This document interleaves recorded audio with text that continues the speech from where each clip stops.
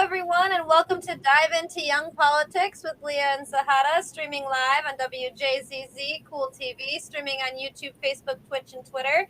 We are excited today to have our guest from Dearborn City Council. Zahara's going to introduce her for us today. Yeah, welcome everybody to our show. Today I'm excited to have one of my city council, Erin Burns, who is running for re-election for this cycle. So. Fantastic. So, Erin, we're going to turn it right over to you. If you'd like to introduce yourself and just tell us a little bit about you and what got you to this point today.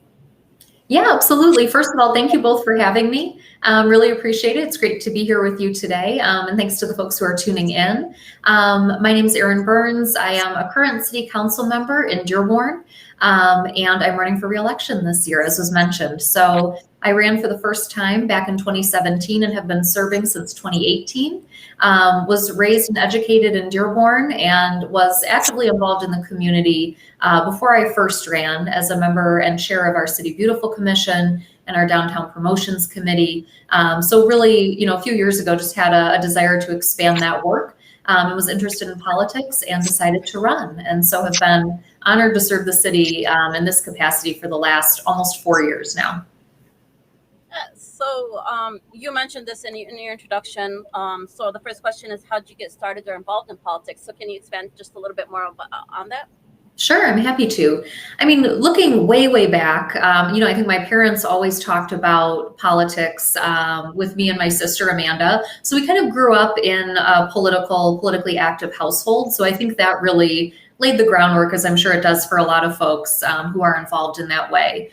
And then as I got a little bit older, I got into college, started kind of identifying as a feminist, doing social justice work, community engagement in that way. I think that political activism piece kind of came along with that.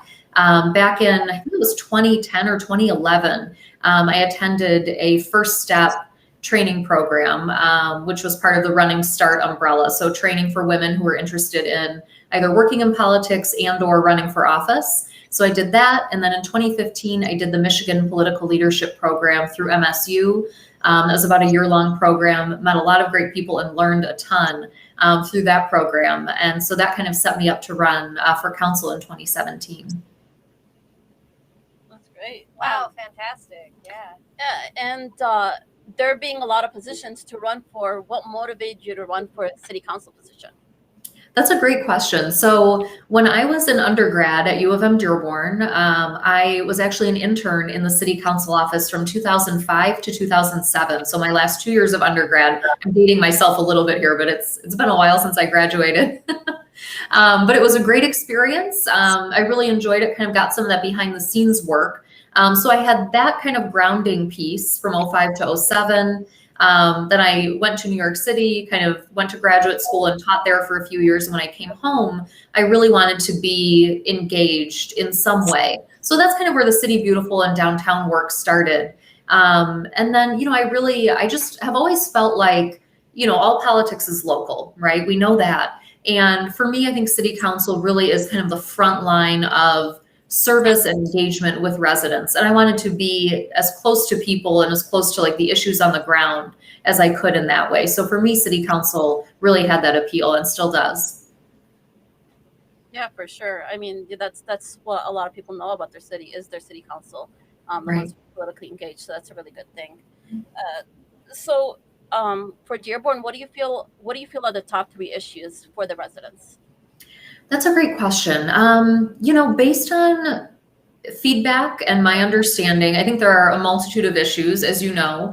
I think one, certainly right now, given the COVID-19 pandemic and everything that has unfolded in the last year and a half at this point, I think public health is a main point of concern. It's something that I'm very passionate about and looking into in terms of allocating funding in the near future. Also, public safety is always a major topic in terms of, what we think is going well and what we want to see continue and be replicated, and then where we see some room for growth. There's been a lot of talk in Dearborn over the last year, especially after the murder of George Floyd in Minnesota, how do we do community policing effectively? How can we be innovative? What are the best practices that we're already implementing? And then what are ways that we can do things differently and do things better? So that's an ongoing conversation with residents, our police chief and our department, who I think are open to those conversations. And so I look forward to pushing forward some of that work as we look ahead. So those are two pieces. And then the last that I'll mention, and there are others, of course, one that's always top of mind for me is just the environment, our air quality. We know that in Dearborn, especially in our South End neighborhood, residents there are impacted by environmental racism, a lot of industrial, companies, organizations there pumping a lot of unhealthy things into the air, storage of kind of bulk solid materials. So we did pass an air quality ordinance a little over a year ago. We've strengthened it, and then we're looking at ways to do more on that end. So those are things I'm passionate about, that I hear a lot about. And if there was a fourth one I would toss in would be economic development. Of course, with the pandemic, we've done a decent amount of work, I think, to support our small businesses. I think we can and should do more. And I think just economic development across the city is something that's really key in terms of, promoting small business development among our residents, maybe bringing in, some larger corporations as well. And that helps, of course, bring in dollars that go into our budget and help us provide better services and more resources. Yeah, for sure. I mean, Dearborn, one thing is that, in Dearborn, we have a lot of small businesses and, restaurants and things like that. And of course, anything that is a small business is always in jeopardy, especially during the pandemic times when so many things were closed. And I was glad that was one of the things that you took up, because it is really important for a business to continue. And the air quality one, because the zip code that she mentioned, the area that she mentioned, we used to live there when we were younger. And one of the things, I remember you know about this, with Healthy Dearborn, we saw a lot of disparities in that area as far as health. Right. Absolutely. We have a ton of work to do on that end. I think, for local, state, and federal government, I'd like to see everybody kind of moving in the same direction on that. As you both know, that doesn't always happen. But I do think in Dearborn, right now, I think we're very fortunate. We have a lot of really strong representation at all levels of government. And so I think we have people who are passionate about that issue, and others, there are some common threads throughout at the different levels of government. And I think it's really just coming together, figuring out who can and should take on which pieces, and then advocating from there. And number one, though, I would say is listening to our residents, folks who, as have been doing this work and have been activists for decades. This is not a new issue. And so we need to really honor and recognize their expertise and everything that they have brought and continue to bring to the table. Yeah, definitely, for sure. I mean, there's still so much to learn about how to do things and what things, we need to expand on or fix concerning the issues. And especially with one of the things that I bring up a lot is that so many people think that there is nothing wrong with the police department, when we see that there is. Policing in general needs changing, and Dearborn is not safe from that. There is a lot that we need to change as far as the police and police accountability go. Sure. And I think I've seen models in other cities and things that I think we can replicate. I know, there's a nearby kind of inner ring suburb similar to Dearborn in some ways, at least in terms of location, where they're having regular community meetings outdoors right now. Obviously, the pandemic is still continuing. We know we're not past it yet. So doing that safely. But, between, police who are working in that neighborhood and the folks who live there. And I think that dialogue, that transparency, just that open line of communication is so, so important, for our police to share what they're doing and how they're working, and for residents to share their needs, their concerns, their questions. I think that's everything. So whatever we can do to enhance that, and do the best that we can by our residents and, folks who travel through and work in the city as well, I think that's critically important too. Yeah, and definitely, including mental health services will go a long way as far as police go, which I think is missing in so many communities, even Dearborn. I agree. And like you said, Dearborn is not, exempt from that. We've seen, as a kind of a systematic defunding of mental health services, nationwide at pretty much every level of government, over the past, several decades, certainly throughout my lifetime. And, we're bearing the brunt of that, and folks are struggling. And so I think where we can look at in Dearborn, unarmed response for mental health calls, additional resources. The city does have several partnerships with various nonprofits focused on mental health, also, domestic violence, drug addiction, some of those critical issues and some of those intersecting factors sometimes. But I think mental health is key, and also looking at the intersection, of course, of mental health needs and then people who are unhoused or experiencing homelessness. That is a really profound intersection of probably multiple factors, and something that I think we need to look at, again, locally and at all levels of government, I would hope. Yeah, for sure. So if anybody would like to join in on the conversation, you can call in at 313-355-6018. And you are watching Dive into Young Politics with Leah and Zahara, live streaming on WJZZ Cool TV, the coolest station in the world. Watch us via Facebook, YouTube, and Twitter. Like, follow, comment, share, and subscribe. And right now, I'm just going to be sharing this onto our page because I haven't done that yet.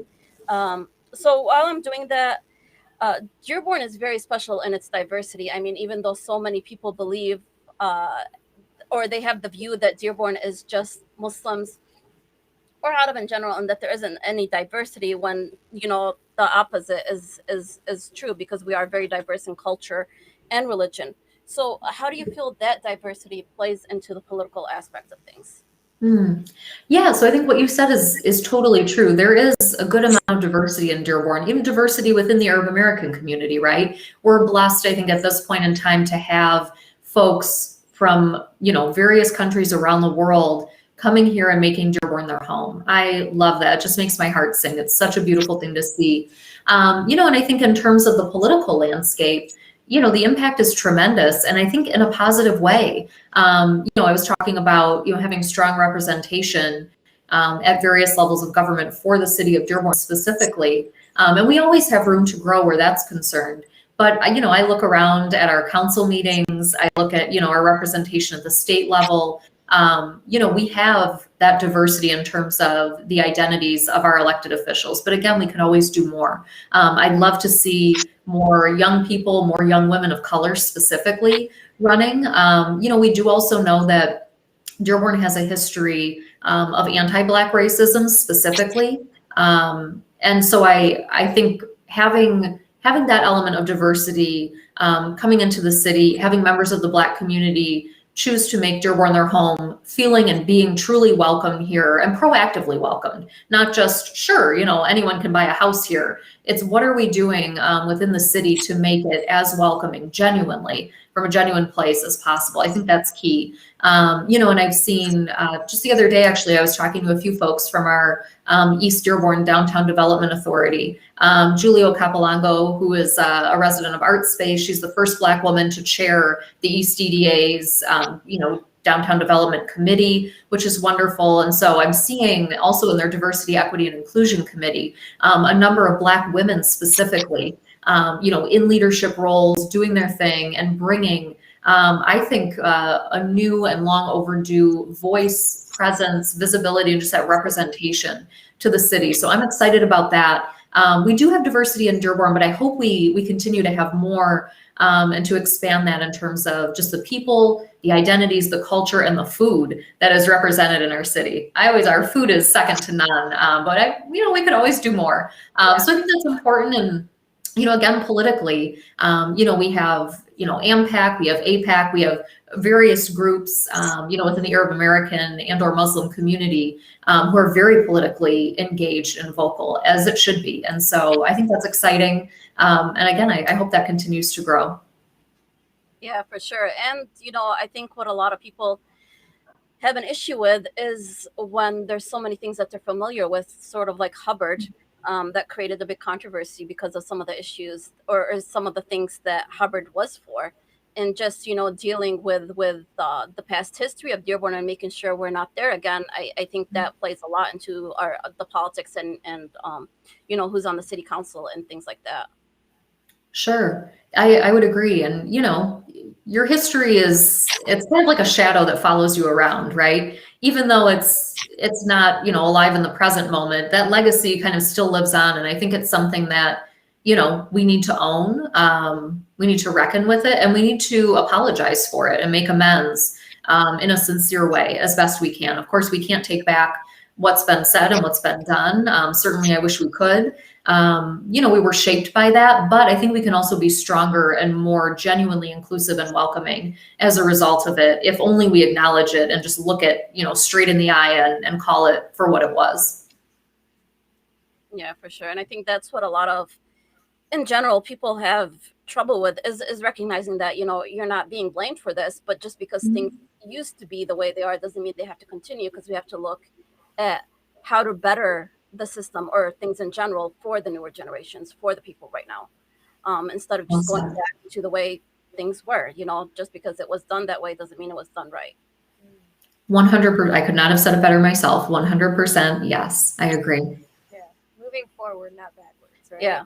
And I think so many people have trouble with that. And I know you've dealt with it, because they feel like once you're calling that stuff out, you're calling them or the things that they're, when it's, you're just bringing attention to the issue and making sure that it's not repeated and that things are better for our future generations to continue to grow, whether, in Dearborn or anywhere. Absolutely. I think that's key. And, I always say it is about evolving. It's not about erasing, right? We can't go back and undo. But we can look at, like we've had this conversation in Dearborn in the last year with the renaming of the Hubbard Ballroom to Lincoln Ballroom, right? What names, what images are we putting in places of honor? And, how are we continuing to, uphold, systems of white supremacy? That's something that I'm super passionate about. I'm a white woman, representing a very diverse community, and I recognize that. And so I feel very strongly it's incumbent upon people who are white to do that work, to do that learning and that unlearning, and face, like you said, face some uncomfortable feelings. I mean, there are some really painful, heinous things that have happened in this country, over the course of our relatively short history as a nation. And I don't think we do anybody any service by ignoring that or trying to sweep it under the rug. Let's look it in the eye and see how we can learn from it and hopefully move forward together in a way that benefits folks.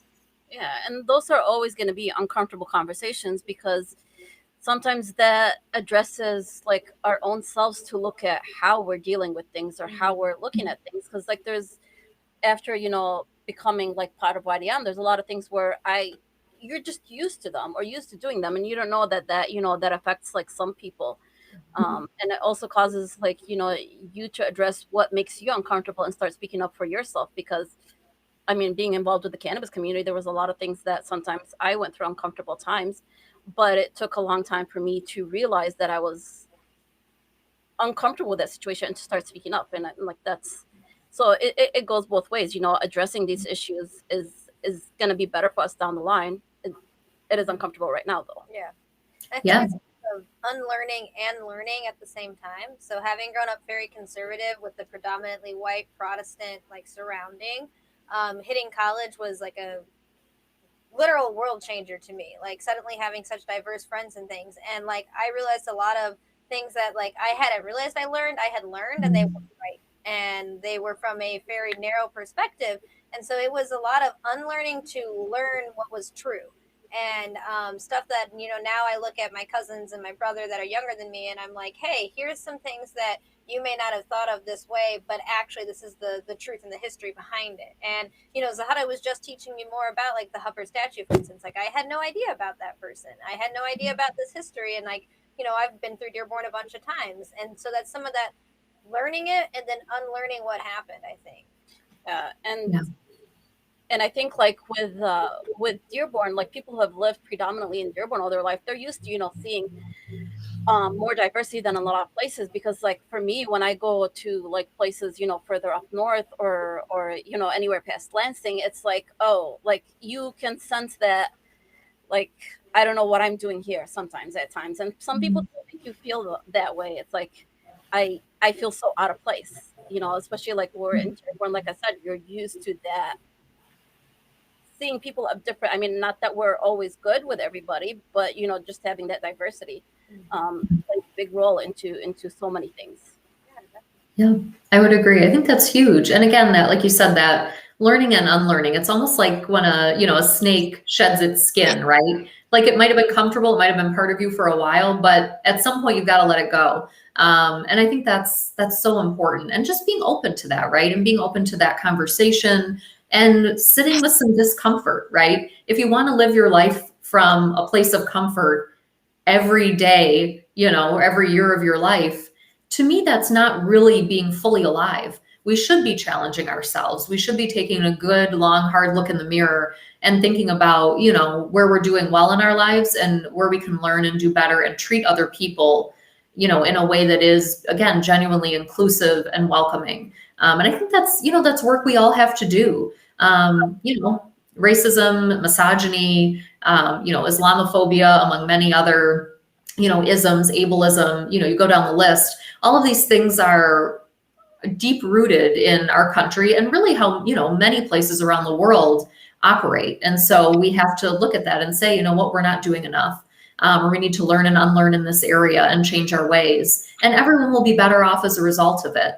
I remember hearing once, and I'll wrap up with this if we want to, I don't know if we want to move on to anything else, but someone said, you know, people don't fear change. They fear the loss that they anticipate experiencing as a result of change, right? So it's not change itself. It's, well, if this is different, then I'm going to lose something or something will be taken from me. And I think really when we look at it, that's not necessarily the case. I think when we all have what we need and we all are doing well, that's better for everybody. So that's been my mindset. I hope we continue to see more of that in Dearborn and everywhere.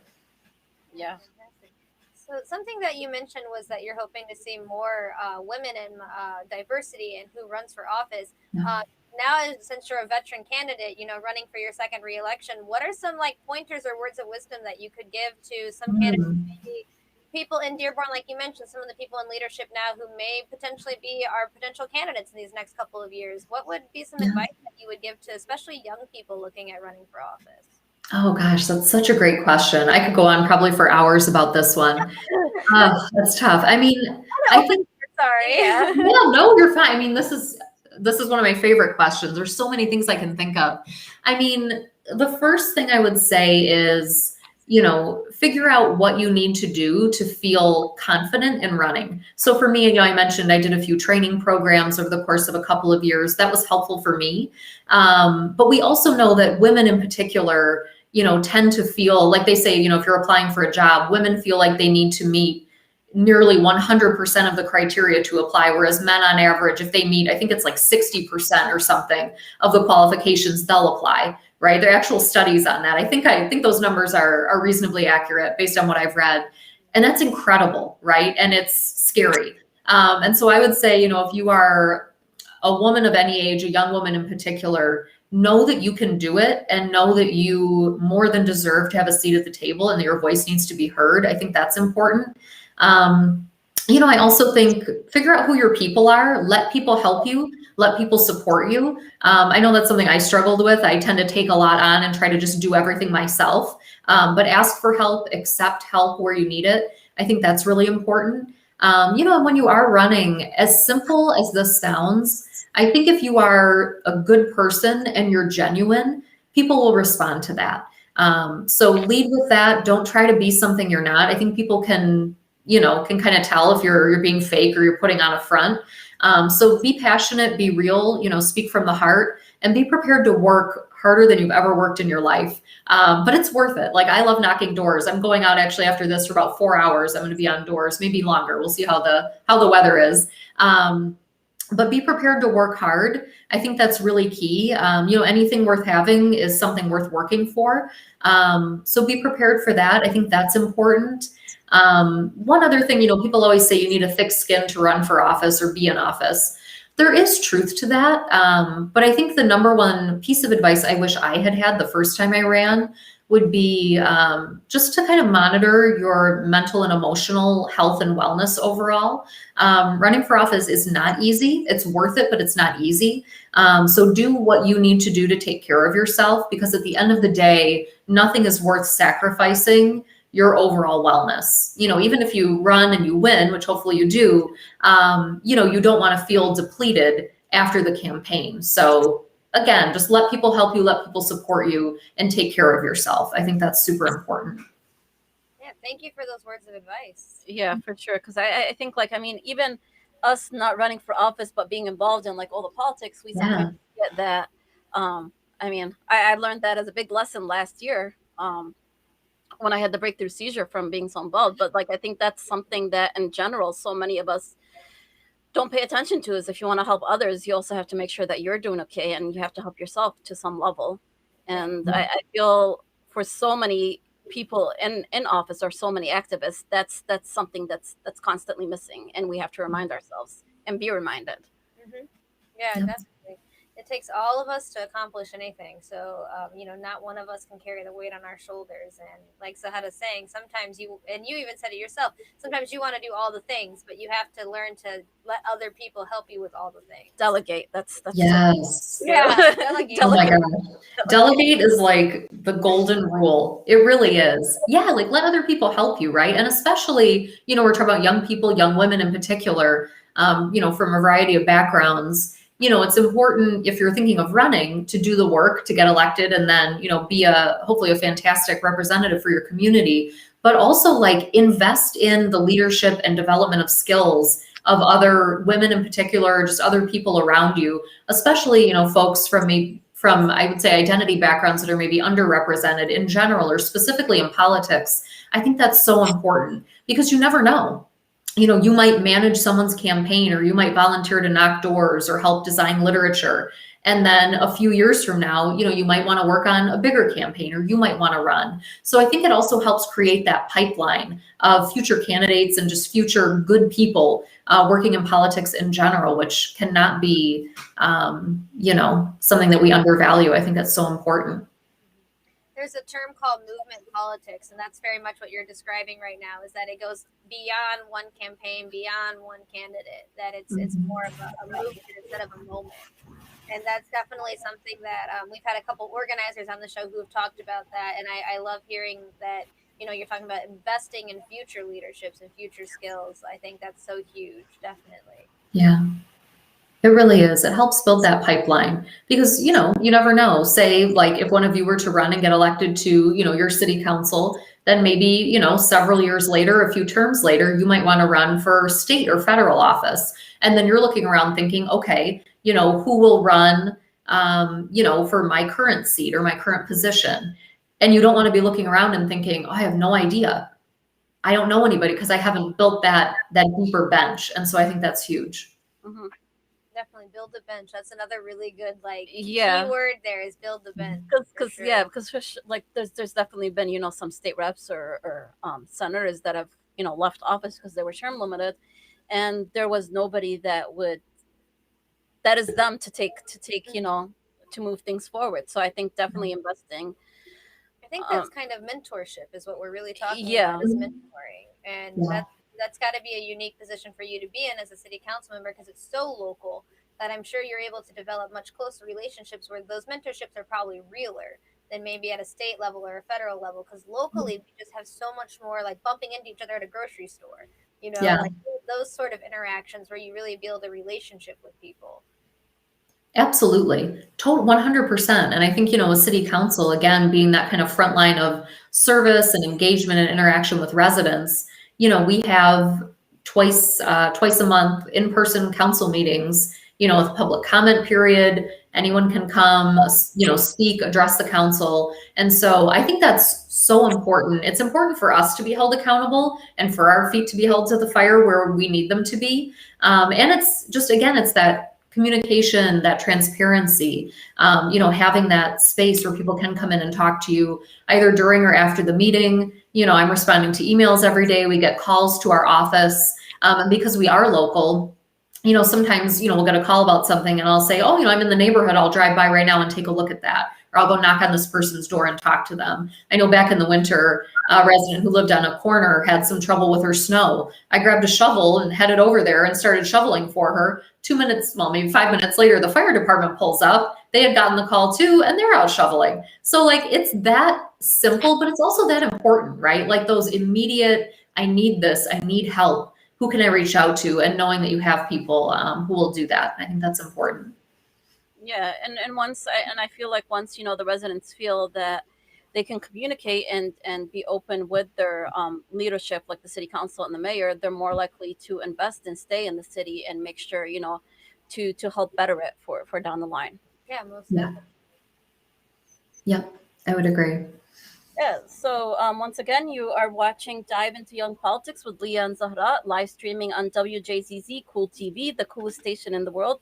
Watch us via Facebook, YouTube, and Twitter. Like, follow, comment, share, and subscribe.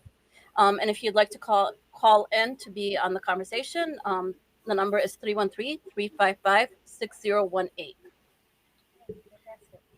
Yeah, we're gonna end up memorizing this whole thing, right? Yeah, we're gonna feel the number memorized. Yeah, one of so. Oh, sorry. Go for it, Zahara. No, you go ahead. Nope. Well, to specifically for the youth in the city, in what ways can the residents that particularly the youth residents get involved in Dearborn politics, and what issues do you feel are that the youth that are involved are talking about right now? Great question. I mean, I think in terms of getting involved, one of the most straightforward ways is to attend a council meeting or a study session. We do post our meetings regularly on the website. Usually we have 2 or 3 meetings a week, so we keep a pretty busy schedule. They're all in the evening. We have transitioned back to in-person. I'm working on getting a hybrid option set up for folks, who need that, who need to be able to call in or send a message. So we are working on that. But taking a look at those meeting postings, it sounds kind of boring, just scrolling, looking at meeting postings, but you'll see, like on Monday of next week, we're meeting to discuss the water rates. That's a direct impact on people. Soon, I think we'll be, scheduling a meeting to talk more about medical marijuana facilities in the city and the zoning that goes along with that. So that's another critical issue. There are so many things that come before council. If you're passionate about almost anything, we probably are talking about it at some point throughout the year. So I think there's a breadth of topics that we cover and probably something for everybody. But I would also say on that note, if you're looking at the topics we cover and you see something that we're not talking about, because that's a huge issue too. I know in my first year, I tried to just get a handle on, okay, what comes before council? What are we talking about? What do I need to learn about so I can help address these issues in a positive way? But then I also looked at what we weren't talking about. And there are still some things that we need to discuss. We talked about, folks who are unhoused earlier, resources for public and mental health. We need to do more on that end. And I'll say that openly. We need to do a lot more. And so those are some things too that I would suggest folks look for. What's being discussed that you're passionate about? And then what do you see not being talked about that makes you think they should be talking about that? Let me make sure they know how I feel. So I think that's a pretty simple, basic way. Of course, they're welcome to email and reach out to us. I meet with people pretty regularly on Zoom, or we'll go sit outside now and, grab coffee or a sweet treat and sit and have a conversation. And so I think that's important too. I think for young people, for me, one thing that I've seen in the past 4 years is that it takes kind of people pushing from inside the system, if you will. So people who have a seat at that local government table in our case, and folks who are activists, young people specifically in the community, pushing for change. And we saw that a few years ago. Our city had an agreement with ICE around housing, some of their detainees. And I won't go into all the specifics of that right now, but that agreement had been in place for some time. It was something that I was pushing against. I was able to get a few of my colleagues on board. And then I remember the night of the meeting, there was a protest, and it was pretty much all young people, a lot of students, high school and college age, outside of one of our libraries. And then they marched over the meeting and filled the room. That helps put the pressure on. So I think it's pushing from inside the system, and then, folks who are activists in the community as a great way to get involved and see that concrete change. Yeah, that's fantastic. Some Yeah. real solid advice.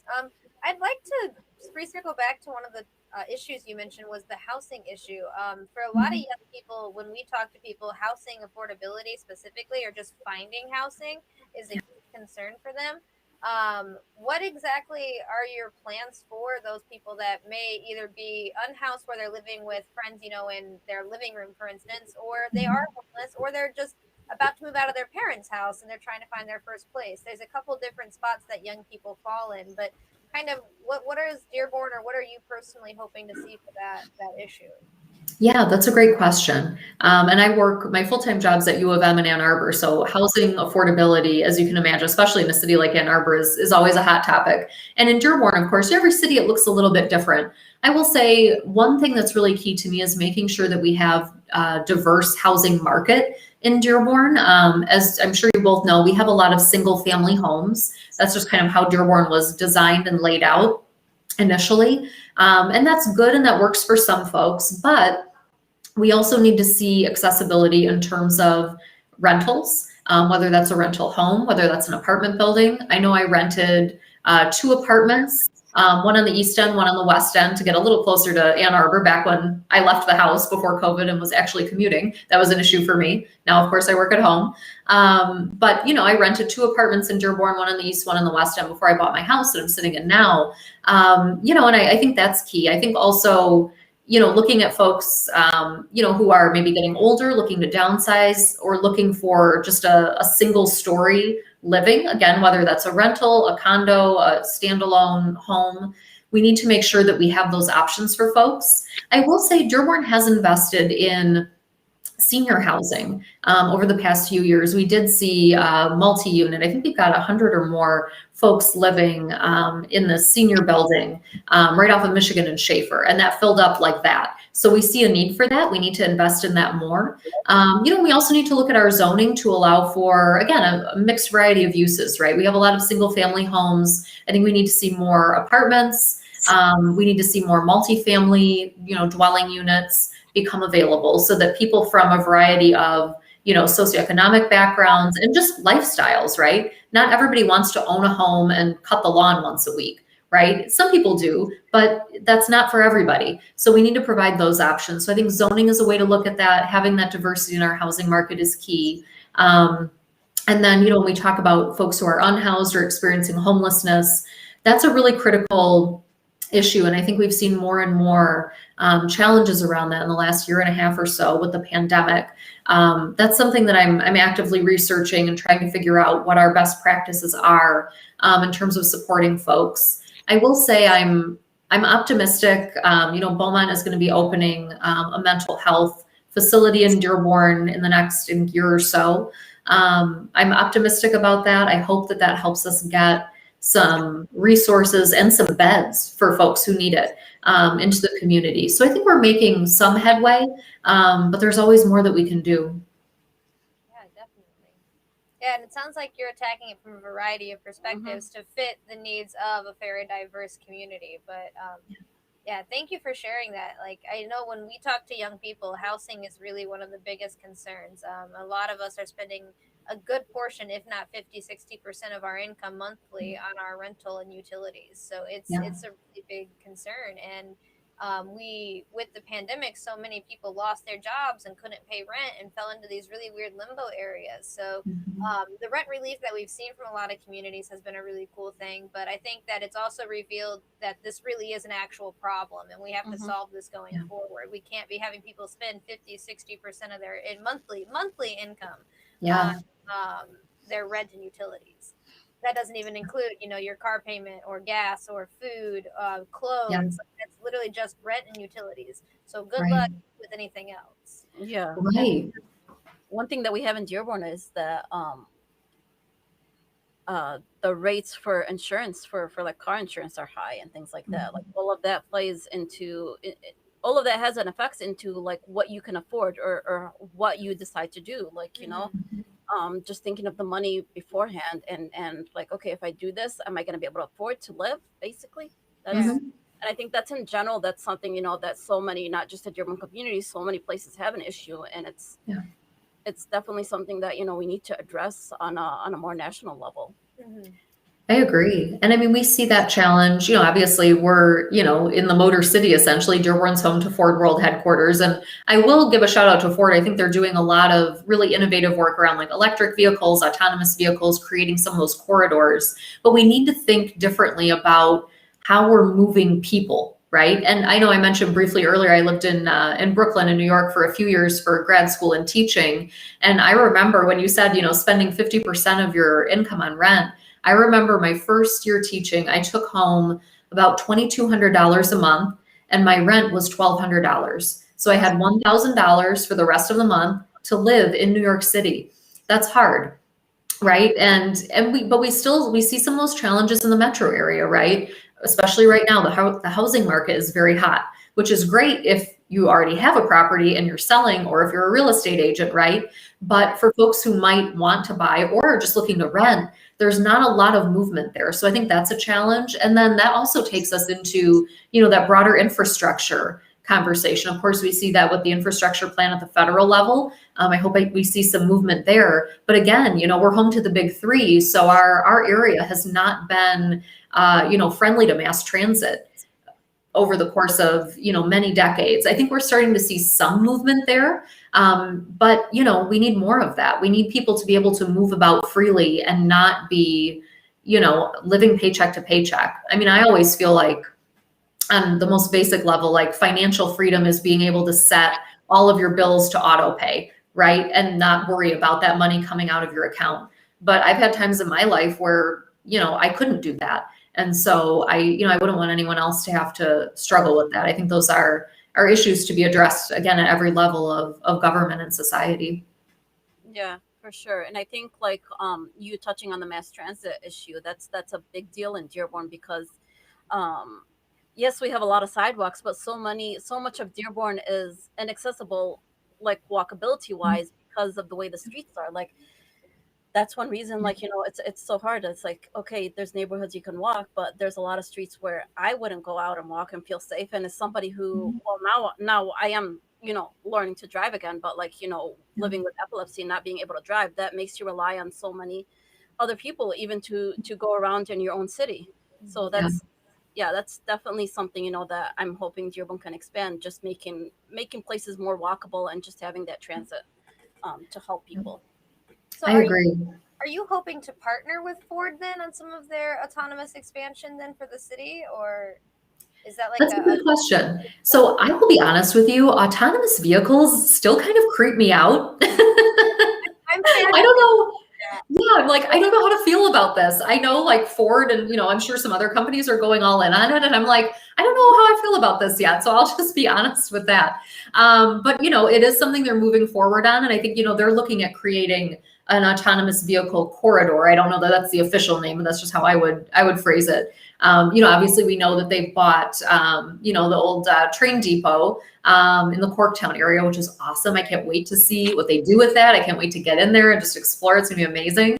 But I think looking at that stretch through Dearborn and, even hopefully down to Ann Arbor and, further.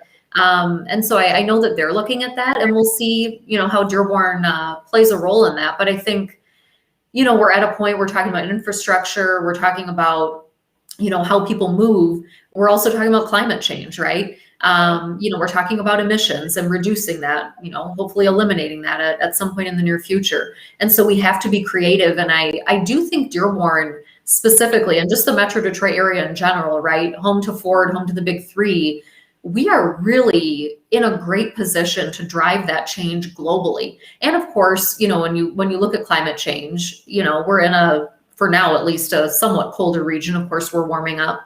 We have the Great Lakes, we have a lot of fresh water. And so we have a lot of resources in terms of natural resources and people and brain power. And so I hope that as we look to, change our mobility structures and how people move while also addressing climate change, I hope that also helps eliminate or close the gap on what they've always called the brain drain in Michigan, right? Like people get a degree from one of our universities, then they move and they go somewhere else. We want to keep those people here. We want to draw young people. We want to draw talent of the next generation so that we're not doing things, same old. So again, bigger picture conversation, but I think all of those elements are connected.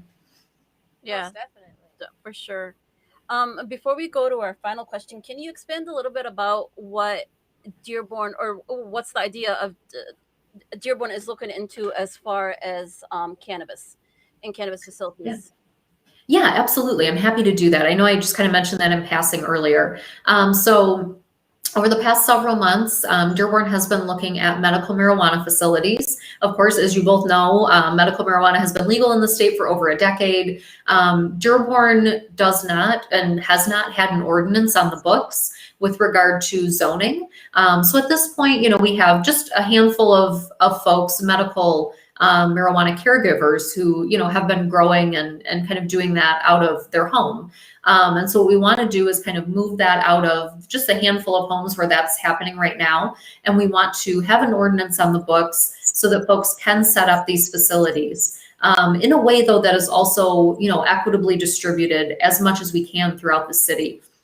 One challenge that we have with regard to zoning is that, when the city was initially kind of laid out, I don't know that equity was part of that thought process with regard to zoning.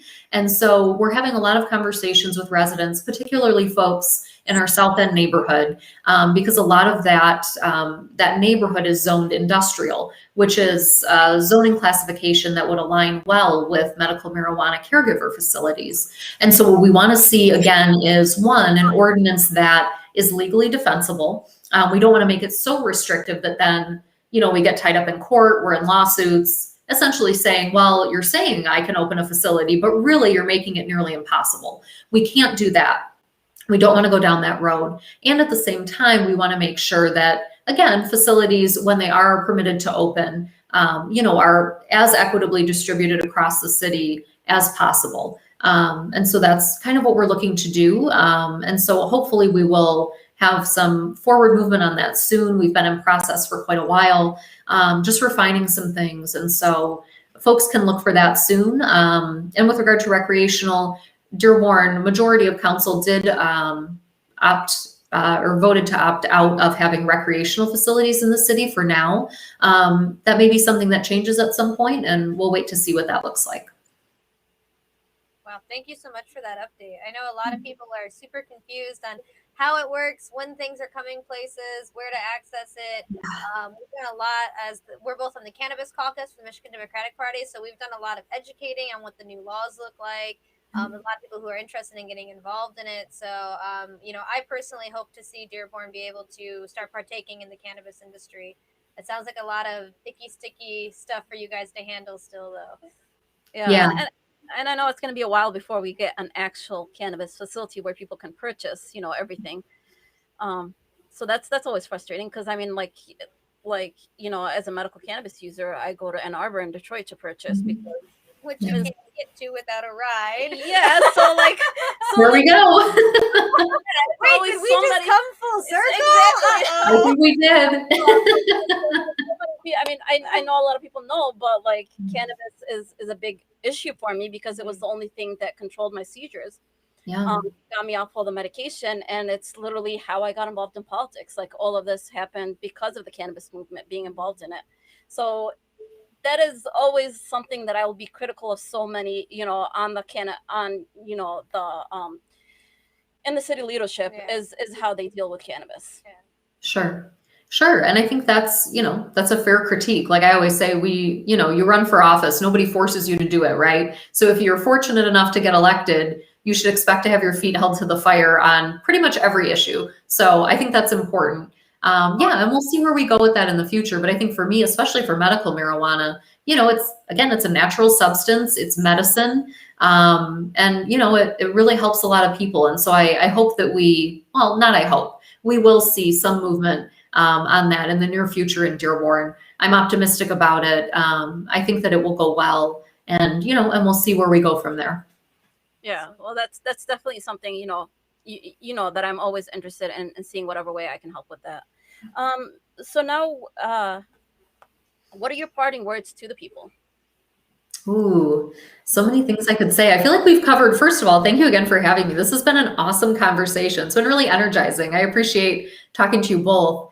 I would just say, especially for folks in Dearborn, our local election is coming up on August 3rd. I would encourage folks, if you're eligible, get registered. You can request an absentee ballot right now. They'll be going out at the end of next week. I think they'll be put in the mail on the 18th, which is a Friday. So I would encourage folks, again, get registered, do your homework. The League of Women Voters Nonpartisan Voter Guide will be coming out later this month. It's a great way to see candidates kind of side by side on paper or digitally on some really important issues. So I think that's key. And I would just encourage everyone who's eligible, get registered, get that absentee ballot, get out to vote. In Dearborn, we have 3 totally open council seats. All 7 seats are up. We will have a new mayor. Mayor O'Reilly is retiring. The mayor appoints police chief, fire chief, department heads. These are all critically important positions. And in Dearborn, we're really on the precipice of a lot of change. And I think if enough people get out and vote, that change will be positive and help move all of us forward.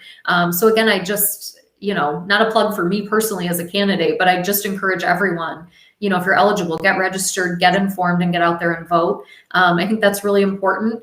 I'm also really passionate about Dearborn, given the diversity that we have in our community. I'm passionate about Dearborn having really high voter turnout because I think that positions us well, again, to be heard and respected and valued at all levels of government. I really think Dearborn has the capacity to be like a political powerhouse community, even more so than we already are. So I want to see that. I would encourage folks, get registered, get out to vote. I think that's key. Take care of yourself, stay healthy. Being involved right now is super important, but do it in a way that's safe for you. We know the pandemic is still continuing. So I want people to take care of themselves, continue to take precautions. I think that's helpful. And again, I think for me, Dearborn is my home. It's a place that I really love. So I'm honored to serve and hope to be reelected this year so I can continue to advocate for folks and push forward on some of these really exciting projects and aspects of work that we have ahead of us. So I would end with that, I think. Always much more I could say, but. Most definitely. Well, we've really enjoyed having you on today. For the audience, please do go and follow Erin's pages. I'm sure that she would appreciate it. Reach out to her if you have any follow-up questions. We covered a ton of topics today. We talked a lot about really what's happening in Dearborn and what's important to the people. So feel free to reach out to either myself or Zahara or to Erin if you guys had questions or any follow-ups from today's conversation. If you want to get involved with her campaign, I'm sure she could use some help on the doors. So please don't hesitate to do that. But thank you again. And I think that I'll let Zahara close us out here with her thoughts. Yeah, well, once again, thank you so much. It's like for me, I've always been I got involved in state and national politics, and now getting involved in the Dearborn politics is a little bit different than what I've faced, but I'm excited about it. And thank you for speaking about so many of the important topics, especially for me, 2 of the biggest things are mental health and the cannabis issue. So I was really glad to hear your answers on that and what you hope to expand. So thank you so much. Of course. Thank you both. It's been a great conversation.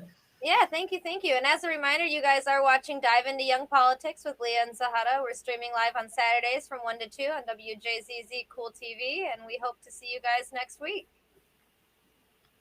Yeah, next week we have our Juneteenth episode, so we'd really love for you guys to tune into that.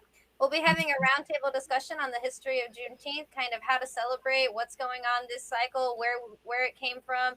And we're really excited to have 2 panelists on with us. So it'll be a special episode next weekend. And I was going to say, we're good. But it hasn't stopped streaming yet. We'll just hang out for a few minutes. No worries. Hang out for a few minutes. But Erin, what is the website while we're waiting? Do you have a website? Yeah. Absolutely. It's erinfordearborn.com. So ERINFORDEARBORN.com. Perfect. Okay, cool. And Facebook as well? Yes, just facebook.com/erinfordearborn. Yep. And then for folks, that's my candidate information. But in my role as a council member, if people are looking to reach out, of course, they can just Google Dearborn City Council, but cityofdearborn.org, and email and contact info is available there too if there's a pressing issue I can help with. Yeah, and I can let folks know that Erin is very good about, responding in a timely manner. That sounds like Zahara must bug you a lot. No. I wouldn't say bug. We communicate. It was just, for when we were going through one of the issues. But I know from just hearing from a lot of folks that she is very responsive to messages and emails. So. And that's a huge part of being, I think, especially a city council member, is that responsiveness to your local people. Yeah. Yeah, I would agree. I think that's true, whether people are reaching out to be like, hey, you did this and it's great, I love it. But it's even more important if people are like, hey, you said or did this and that stinks and I want to talk to you about it. I appreciate getting those messages, and I kind of enjoy engaging in those conversations almost more, just because it's an interesting exchange of ideas and information. So whatever you've got, send it my way and I'll get back to you. Yeah, I guess critical feedback helps us grow. But well, we appreciate it, Erin, and thank you so much for the conversation today. And everybody, we'll see you next Saturday for our special Juneteenth episode from 1 to 2. Bye, everyone.